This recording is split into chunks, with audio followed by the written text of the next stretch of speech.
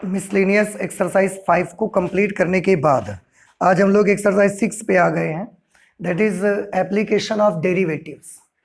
Application of derivatives का मतलब है अवकलज के अनुप्रयोग।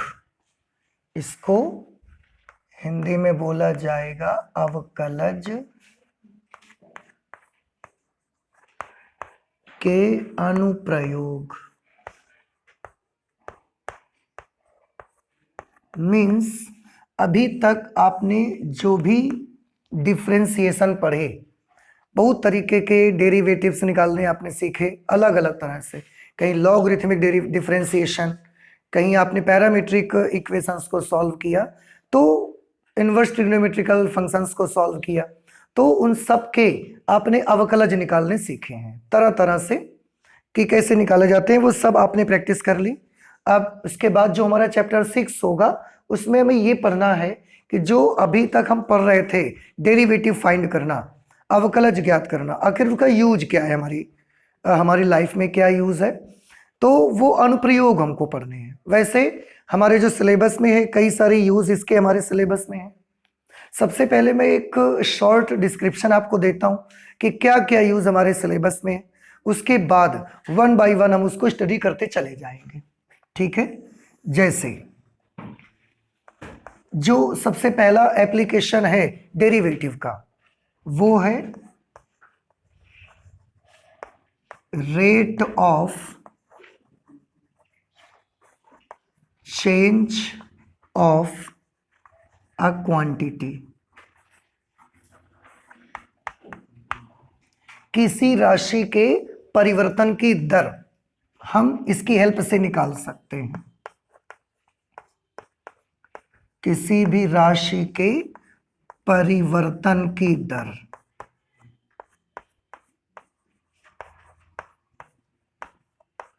ये हम फाइंड आउट कर सकते हैं इसकी हेल्प से। राशि के परिवर्तन की दर अभी मैं बताता हूं आपको क्या कर सकते हैं। इसके बाद एक दूसरा एप्लीकेशन होगा, that is function is increasing और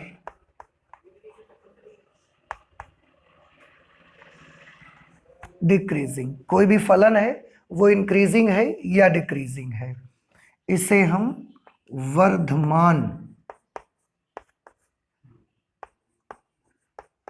तथा ह्रासमान फलन बोलते हैं। ये इसके नाम से आप पढ़ेंगे। एक होगा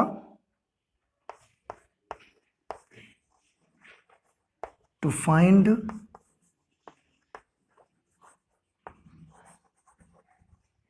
the equation of tangent and normal to a curve at a point। किसी एक पॉइंट पर किसी वक्र की स्पर्श रेखा और अभिलंब के समीकरण।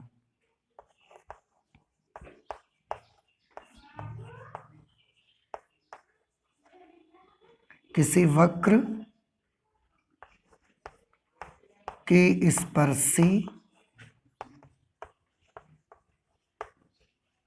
तथा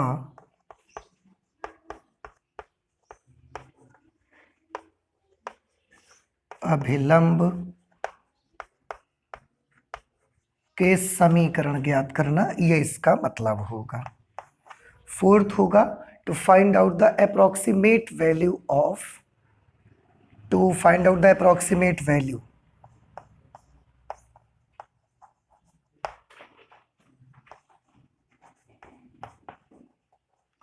to find out the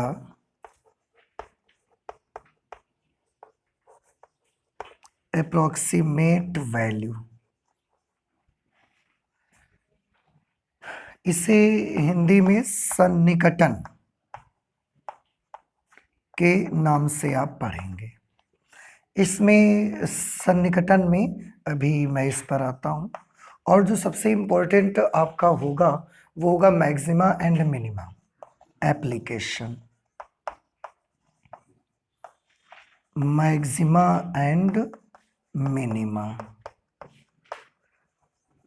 okay, जिसे हिंदी में आप पढ़ेंगे उच्चिष्ठ तथा निम्निष्ठ के नाम से।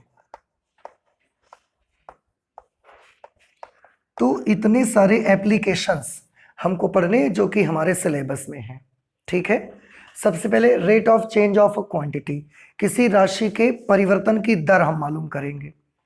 जैसे कोई भी राशि है वो समय के साथ है या दूसरी किसी चीज पर जब निर्भर करती है, तो जिस पर भी वो निर्भर करती है उसके बदलने से वो राशि किस प्रकार बदलती है ये हमको पता लगाना होगा, परिवर्तन की दर उसको बोलते हैं, ठीक है।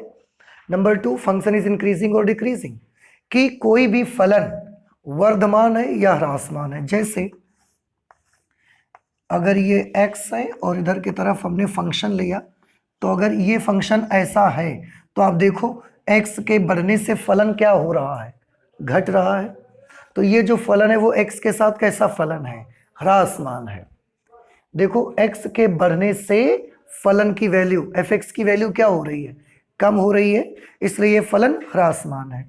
और अगर इसी में ऐसा बना दिया जाए, ऐसा बना दिया जाए कर्व, फिर आप देखो ये fx है और ये क्या है x, तो x के धीरे धीरे बढ़ते जा रहा है जैसे, तो फलन की वैल्यू क्या होते जा रही है, बढ़ते जा रही है। तो ये कैसा फलन है, वर्धमान। तो ह्रासमान और वर्धमान फलनों में हमको ये पढ़ने को मिलेगा कि x के साथ कोई फंक्शन की वैल्यू इंक्रीज हो रही है या फंक्शन की वैल्यू डिक्रीज हो रही है, इसे बोलेंगे वर्धमान और ह्रासमान फलन। तीसरा, to find the equation of tangent and normal to the curve at a point. एक कोई भी कर्व होगा हमारे पास, ये एक कर्व है हमारे पास, इस कर्व पे कहीं पर एक पॉइंट है, उस पॉइंट पर हमने एक टेंजेंट खींच दी, टेंजेंट का मतलब स्पर्श रेखा, या हमने उस पॉइंट पर उस कर्व की एक नॉर्मल ड्रॉ कर दी, नॉर्मल मतलब अभिलंब। इनकी इक्वेशन आप फाइंड आउट कर सकते हैं विद द हेल्प ऑफ अवकलज, with the help of derivatives. इसकी इक्वेशन पता लगा सकते हैं, टेंजेंट की भी, स्पर्श रेखा की भी और नॉर्मल की भी। To find out the approximate value, सन्निकटन करना। जैसे अगर मैं आपसे पूछूंगा कि मुझे आप 25 का स्क्वायर रूट बताइए, 25 का वर्गमूल बताइए, then very easily you can say that it is 5, but someone ask you the value of under root 25.34, then it is very difficult to ask you the exact answer। बहुत कठिन होगा हमारे लिए इसका एग्जैक्ट आंसर देना। हम ये जरूर कह सकते हैं कि 5 पॉइंट समथिंग इसकी वैल्यू आएगी, लेकिन 5 पॉइंट समथिंग में क्या आएगी ये कहना थोड़ा डिफिकल्ट है।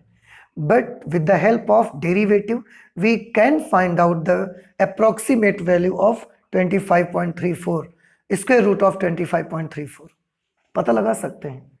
ये इसमें डेरिवेटिव का हम यूज कर सकते हैं, और कुछ भी आप ले सकते हो। 82 टू द पावर 1/4, 3 3 9 3 27 3 81। 81 का अगर मैं आपसे पूछूंगा चतुर्थ मूल बताइए, आप 3 बता दोगे, 3 त्रिका 9 त्रिका 27 त्रिका 81। लेकिन अगर मैं 82 का चतुर्थ मूल पूछूंगा तो ये आप सोच में पढ़ोगे एक बार, है ना। लेकिन अवकलज एक ऐसा प्रोसीजर है जिसकी मदद से हम इसका भी अप्रोक्सीमेट वैल्यू आपको बता सकते हैं डेरिवेटिव की हेल्प से। तो इन कामों के लिए देखिए डेरिवेटिव का यूज कर रहे हैं हम, ठीक है। Okay, next 5, maxima and minima, that is उच्चिष्ठ तथा निम्निष्ठ। उच्चिष्ठ और निम्निष्ठ का क्या मीनिंग है, कोई भी कर्व होता है, ये हमने एक कर्व बनाया, आप देख रहे हैं ये वाला पॉइंट जो है, ये वाला पॉइंट कर्व का आसपास वाले बाकी पॉइंट से कैसा है, सबसे हाइट पर, ज्यादा ऊंचाई पर पड़ता है। तो x की किस वैल्यू के लिए, x की कौन सी वैल्यू के लिए इस फलन का मान मैक्सिमम है, या x की कौन सी वैल्यू के लिए फलन का मान मिनिमम है, ये भी हम पता लगा सकते हैं। So these are the applications of derivatives which we have to study, जिन्हें हमें पढ़ना है, ठीक है। तो एक एक करके हम इनको पढ़ते जाएंगे। आज हम जो स्टार्ट करने वाले हैं वो स्टार्ट करेंगे। सबसे पहला application that is rate of change of quantity. Okay, so let's start it. Rate of change of quantity. Quantity means what? Quantity means कुछ भी हो सकता है, क्षेत्रफल, आयतन, परिधि, लेंथ, कुछ भी हो सकती है। कॉस्ट प्राइस हो सकती है किसी चीज की, ठीक है, सेलिंग प्राइस हो सकती है किसी चीज की। तो क्वांटिटी कोई भी हो सकती है, कोई भी राशि हो सकती है, बस उस राशि के परिवर्तन की दर हमको मालूम करनी है। जैसे मैं एक छोटी सी चीज, छोटी सी बात करूं अगर आपसे कि एरिया ऑफ सर्कल की अगर मैं बात करता हूं, area of circle A is equal to pi are square. अब आप थोड़ा ध्यान से देखें, सर्कल का जो एरिया है इसके फॉर्मूले में पाई भी आता है और आर भी आता है, ठीक है। अगर पाई भी आता है, आर भी आता है, इसका मतलब दोनों चीजों पर डिपेंड करता है। इसमें जो पाई है ये एक कांस्टेंट टर्म है, ये आप सब जानते हैं। इसका मतलब ए अब डिपेंड किस पर करता है? केवल आर पर, रेडियस पर। अब सर्कल की रेडियस जैसे जैसे बढ़ेगी, सर्कल की रेडियस अभी इतनी बड़ी है, इतनी, कुछ इसका एरिया है, कुछ देर के बाद सर्कल की रेडियस बढ़कर इतनी हो जाएगी। एरिया क्या हो जाएगा? पहले की तुलना में थोड़ा बढ़ जाएगा। तो रेडियस के साथ साथ एरिया क्या हो रहा है? बढ़ रहा है। रेडियस जैसे जैसे बढ़ते जा रही है, क्षेत्रफल भी वृत्त का बढ़ रहा है। रेडियस जैसे जैसे घटती जा रही है, वृत्त का क्षेत्रफल भी घट रहा है। तो जो वृत्त का क्षेत्रफल है वो किस पर डिपेंड करता है? वृत्त का क्षेत्रफल रेडियस पर डिपेंड करता है। समझ में आया आपको? तो इस तरह से हम लिख सकते हैं कि, देखना इसको हम कैसे लिखेंगे, rate of change of area of circle, और किसके रिस्पेक्ट में? रेडियस के रिस्पेक्ट में। तो rate of change of area of circle with respect to radius. अब इसको हम रिप्रेजेंट कैसे करेंगे? तो देखिए कितना आसान है। Rate of change of area, परिवर्तन की दर किसकी है? एरिया की। इसलिए इसके साथ हम क्या लिखेंगे? D A. Area is represented by capital letter A with respect to radius, d r. So this is the representation of rate of change of area, area of circle, area of four sides of a cuboid, four sides of a cube, कुछ भी हो सकता है। वो मैंने circle लिख दिया है एक आपकी जानकारी के लिए, क्योंकि मैंने ऊपर सर्कल लिया था। विथ रिस्पेक्ट टू रेडियस, इसको हम ऐसे रिप्रेजेंट किया करेंगे। बात समझ में आई? तो किसी भी राशि का किसी दूसरी राशि के रेस्पेक्ट में जो भी कुछ परिवर्तन की दर दिखानी होगी, उसको हम ऐसे शो किया करेंगे, D D R of A. By chance अगर ये सर्कल ना होकर स्फीयर होता, फिर स्फीयर में हम वॉल्यूम को ले रहे होते, फिर अब आप बताइए मुझे, अगर मैं इसको लिखता rate of change of volume, आयतन के परिवर्तन की दर ऑफ अ स्फीयर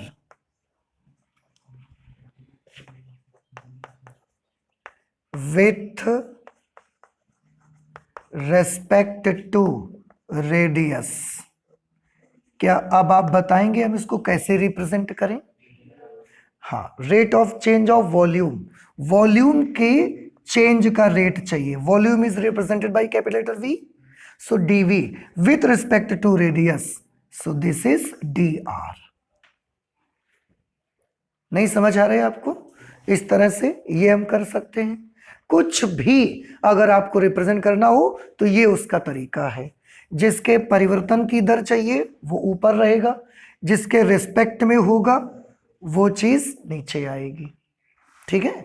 अच्छा, इसमें एक छोटी सी चीज मैं और आपको बताना चाहता हूं, जैसे एरिया की बात करें या हम वॉल्यूम की बात कर लें, हम और भी किसी चीज को रिप्रेजेंट कर सकते हैं। जैसे मैं फिर से वापस आता हूं, अगर हम एरिया की ही बात करें सर्कल की, तो एरिया रेडियस पर डिपेंड कर रहा है, तो रेडियस के बदलने से एरिया का क्या होगा, बदल जाएगा। ये चीज हमने अभी आपको बताई, एरिया, और हम ले लेते हैं एरिया ऑफ सर्कल। ठीक है, एरिया ऑफ सर्कल, सिंपल। अब एरिया ऑफ सर्कल में दो बातें हो सकती हैं। कौन कौन सी दो बातें हो सकती हैं, थोड़ा ध्यान से देखें। एरिया ऑफ सर्कल में दो बातें ये हो सकती हैं कि एरिया रेडियस के रेस्पेक्ट में भी चेंज हो सकता है। एरिया रेडियस के रेस्पेक्ट में चेंज हो सकता है, मतलब रेडियस बदलते जा रही है, एरिया भी बदलते जा रहा है। क्लियर? अच्छा, अब रेडियस बदलने में कुछ वक्त तो लग रहा होगा, रेडियस को बदलने में कुछ वक्त तो लग रहा होगा। ऐसा तो है नहीं कि वक्त बिल्कुल नहीं लगेगा। एक अगर बैलून है या एक सर्कल है तो वो ऐसा धीरे धीरे फैल रहा होगा। पानी में, ठहरे हुए पानी में आप एक पत्थर मारा आपने, तो उसमें जो तरंगे बनती हैं वो सर्कुलर बनती है कि नहीं बनती, वृत्ताकार तरंगे। और वृत्ताकार तरंगे धीरे धीरे जीरो से ऐसा रेडियस बढ़ते चली जाती है, चारों तरफ फैलते जाती है ना।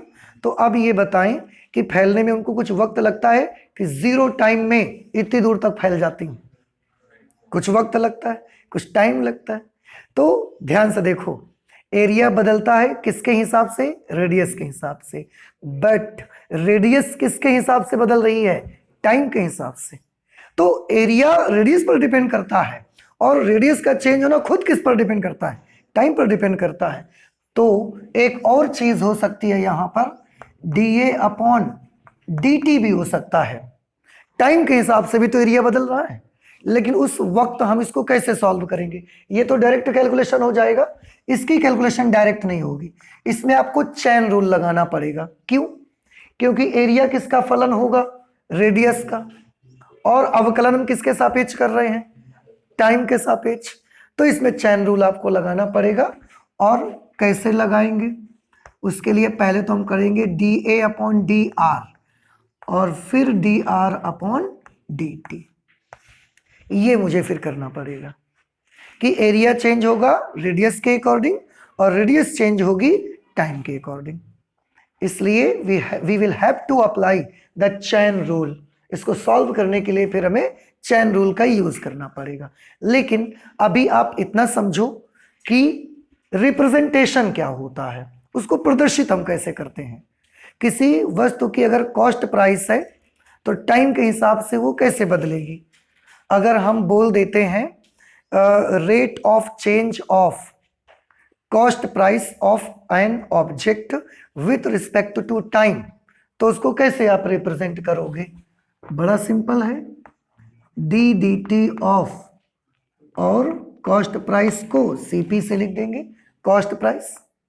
समय के अनुसार किसी वस्तु की कीमत में परिवर्तन D D T of CP कर देंगे। प्रदर्शित करने का जो तरीका है, आयतन, सरफेस एरिया अगर ले लेंगे, हमने बोला टाइम के अनुसार या त्रिज्या के अनुसार, त्रिज्या के सापेक्ष बेलन के वक्र पृष्ठ के परिवर्तन की दर। बताइए इसको कैसे प्रदर्शित करोगे, बेलन के वक्र पृष्ठ के परिवर्तन की दर त्रिज्या के सापेक्ष कैसे प्रदर्शित करोगे आप। त्रिज्या के सापेक्ष तो डी डी आर, और वक्र पृष्ठ के परिवर्तन की दर तो सी, कर्व्ड सरफेस एरिया उसको बोलते हैं। इसलिए डी डी आर ऑफ सी इसको प्रदर्शित करेंगे। प्रदर्शित करने का जो तरीका है वो केवल अगर आपको समझ आ गया तो फिर कोई प्रॉब्लम नहीं होगी। और जब भी कभी हमको टाइम के हिसाब से निकालना होगा फिर हमको उसमें कौन सा रूल लगाना पड़ेगा, चैन रूल लगाना पड़ेगा। ठीक है, तो एक काम करते हैं, सबसे पहले इससे आप नोट कर लीजिए, इसके बाद हम इस पर बेस्ड कुछ एग्जांपल आपको करके दिखाते हैं, उससे आपको चीजें और भी ज्यादा क्लियर हो जाएंगी। ठीक है, इसे आप नोट कर लीजिए जल्दी से।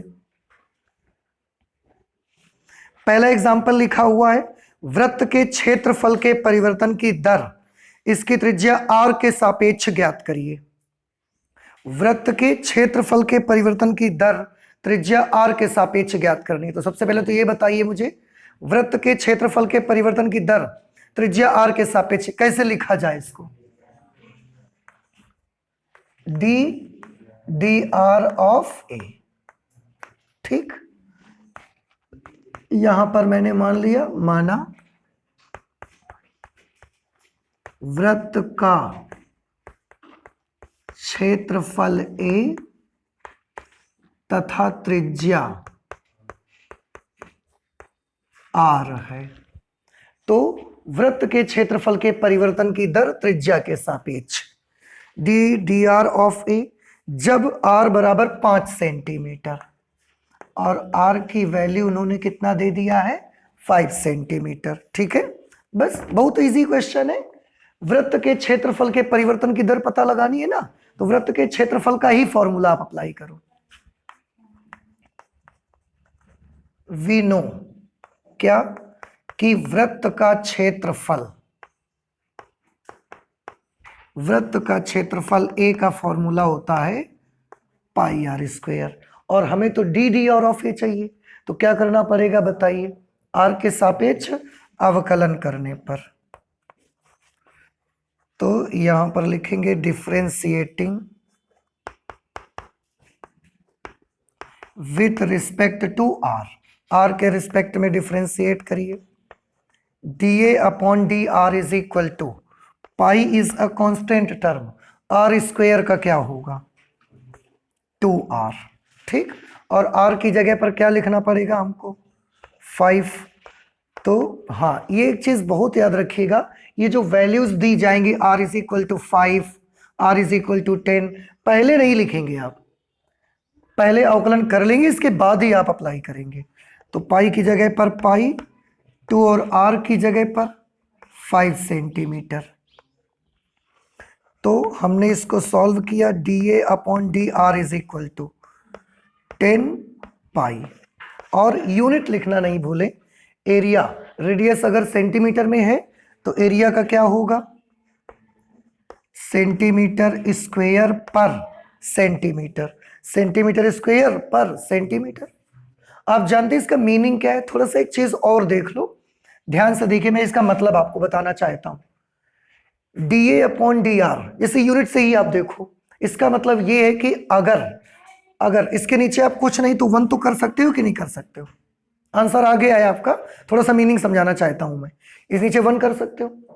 अब आप ध्यान से देखिएगा, रेडियस में जब 1 सेंटीमीटर चेंज आता है तो एरिया का चेंज कितना आता है 10 पाई सेंटीमीटर स्क्वायर। इट मींस वृत्त इतनी, रेडियस जो है वो इतनी तेजी से इंक्रीज हो रही है कि जब त्रिज्या में 1 सेंटीमीटर का केवल परिवर्तन आता है, त्रिज्या में 1 सेंटीमीटर का चेंज आता है केवल, उतनी देर में, उतनी समय में जो एरिया का चेंज है वो 10 पाई सेंटीमीटर स्क्वायर का चेंज आ जाता है। पाई की वैल्यू अगर हम 3.14 लिख दें और 10 से मल्टीप्लाई करना 31.4, तो रेडियस के 1 सेंटीमीटर की चेंज की तुलना में एरिया 31.4 सेंटीमीटर स्क्वायर बदल रहा है। ये इसका मीनिंग है। देखो, समझ आया ना आपको इसको देख करके, कि रेडियस में अगर 1 सेंटीमीटर का परिवर्तन आएगा तो एरिया में 10 पाई सेंटीमीटर स्क्वायर का चेंज आएगा, उतनी देर में, इतनी तेजी से चेंज चल रहा है। तो ये हमारा आंसर हो गया। इसके बाद एग्जाम्पल नंबर 2 करते हैं। ये बताइए, ये समझ आया कि नहीं आया? आपको आया समझ में? ठीक, सिंबल बनाना सीख गए ना? अभी तो आप नहीं सीख पाए। अच्छा बताइए, समय के सापेक्ष पृष्ठ क्षेत्रफल S में परिवर्तन कैसे लिखोगे? समय के सापेक्ष पृष्ठ क्षेत्रफल S में परिवर्तन d dt ऑफ S या ds अपॉन dt, जैसे भी आपको बोलने में सुविधा रहे। 2 नंबर एग्जाम्पल लगाते। एक घन का आयतन 9 सेंटीमीटर क्यूब पर सेकंड की दर से बढ़ रहा है। अब देखिए, एक घन का जो आयतन है वो 9 सेंटीमीटर क्यूब पर सेकंड की दर से बढ़ रहा है। आयतन के बढ़ने की दर वो भी समय के हिसाब से दिया है। कैसे प्रदर्शित करेंगे इसे आप? d dt ऑफ v दिया है 9 सेंटीमीटर क्यूब पर सेकंड। ऊपर वॉल्यूम है, नीचे टाइम, यूनिट देख करके भी बहुत कुछ अंदाजे लगा सकते हैं आप। ऊपर आयतन है, नीचे टाइम, तो dv अपॉन dt। तो क्या है, एक घन, और बात किसकी की जा रही है, बात की जा रही है घन की। घन को अंग्रेजी में क्यूब कहा जाता है। और क्यूब कैसे बनाते हैं आप, तो ऐसा बनाते हैं क्यूब। इसकी लंबाई, चौड़ाई, ऊंचाई सब आपस में कैसी होती है, बराबर होती है। ऐसा क्यूब, ठीक है। अच्छा, सारी भुजाएं इसकी बराबर होंगी। मान लेते हैं कि इसकी जो प्रत्येक भुजा है वो a सेंटीमीटर है।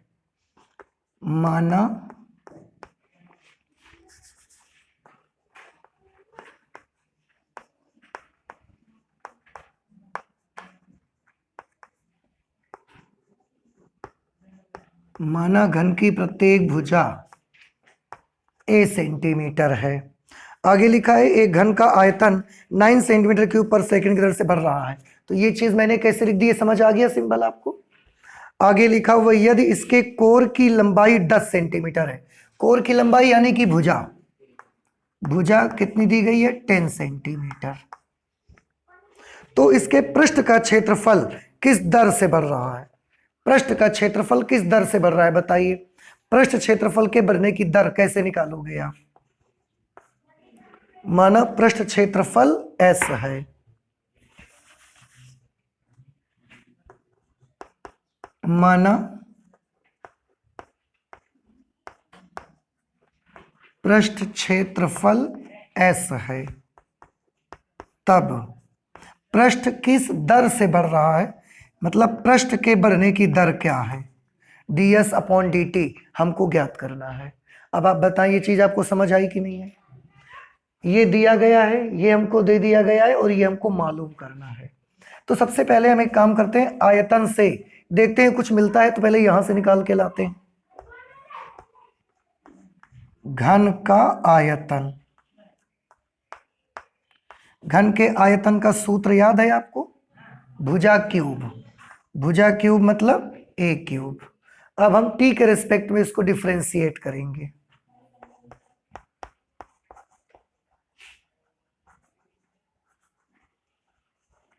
Differentiating with respect to t। t के रिस्पेक्ट में क्यों डिफरेंशिएट करेंगे, a के रिस्पेक्ट में क्यों नहीं करेंगे, इसलिए क्योंकि v के लिए हमको वैल्यू जिसकी मालूम है वो है dv बाई dt। तो t के रिस्पेक्ट में डिफरेंशिएट करेंगे, ठीक है। तो इसकी मदद से जानकारी हासिल करेंगे और फिर उस जानकारी का यूज इसको फाइंड आउट करने के लिए करेंगे। नहीं समझ आया, तो देखो विद रिस्पेक्ट टू टी, तो याद रहेगा ना कि आयतन को किसके रिस्पेक्ट में अवकलन करना है, टी के रिस्पेक्ट में। क्यों करना है बताइए, क्योंकि इसी की वैल्यू हमको मालूम है। तो हम इसको लिख देंगे dv अपॉन dt। बताओ a क्यूब का अवकलन करो, तो पहले a के सापेक्ष करोगे 3a स्क्वायर, और फिर dA अपॉन dt आपको लिखना पड़ेगा, क्योंकि a के सापेक्ष तो कर नहीं रहे ना आप। इस तरह से dv अपॉन dt, ओ इसकी तो वैल्यू हम पुट अप कर सकते हैं। इसकी वैल्यू क्या होगी 9, 3 a स्क्वायर की जगह पर क्या लिखोगे, 10 का स्क्वायर मतलब 100 इंटू dA अपॉन dt, ये 3 3 जार 9। इस तरह से dA अपॉन dt की वैल्यू हमने निकाली। dA upon dt is equal to 3 upon 100। क्या आप यूनिट बता सकते हैं, A क्या है भुजा, भुजा का यूनिट सेंटीमीटर, टाइम का यूनिट सेकंड। समझ में आया। इसका क्या मतलब है, इसका मतलब ये है कि आयतन 1 सेकंड में 9 सेंटीमीटर, 9 घन सेंटीमीटर बदल जाता था, लेकिन भुजा जो है वो जब 100 सेकंड गुजरते हैं तब 3 सेंटीमीटर भुजा में बदलाव आता है। ये इनकी मीनिंग है, देखो आप समझते चलो। और हमें तो इसका चाहिए पृष्ठ क्षेत्रफल। आप देखो, इससे हमने एक ये जानकारी ले ली, अब इस जानकारी का यूज इसको फाइंड आउट करने के लिए करेंगे। अब घन का पृष्ठ क्षेत्रफल, घन का पृष्ठ क्षेत्रफल। क्या आपको याद है घन का पृष्ठ क्षेत्रफल का सूत्र क्या होता है? नहीं याद है? अच्छा, देखो कितना इजी है। घन की प्रत्येक भुजा कितनी कितनी है? ए। और घन की प्रत्येक भुजा अगर ए है, इसका हर फलक एक वर्ग के आकार का होता है, वर्ग। देखो ये भी ए, ये भी ए, ये भी ए, ये भी ए। तो आपको नहीं लग रहा है घन का हर फलक की भुजा अगर ए है तो हर फलक किसकी तरह काम करेगा? वर्ग की तरह। वर्ग का क्षेत्रफल मालूम है आपको? भुजा स्क्वायर। तो इसकी एक पृष्ठ का क्षेत्रफल कितना होगा? भुजा स्क्वायर। भुजा स्क्वायर मतलब ए स्क्वायर। और कितने पृष्ठ हैं इसमें? तो एक पृष्ठ का क्षेत्रफल अगर ए स्क्वायर तो 6 पृष्ठों का क्षेत्रफल। तो बस ठीक है, यही तो घन का पृष्ठ क्षेत्रफल है, 6a स्क्वायर। अब बताइए, अभी भी समझ नहीं आया? ये आ गया। अब हमें तो ds अपॉन dt चाहिए। Again differentiating with respect to t,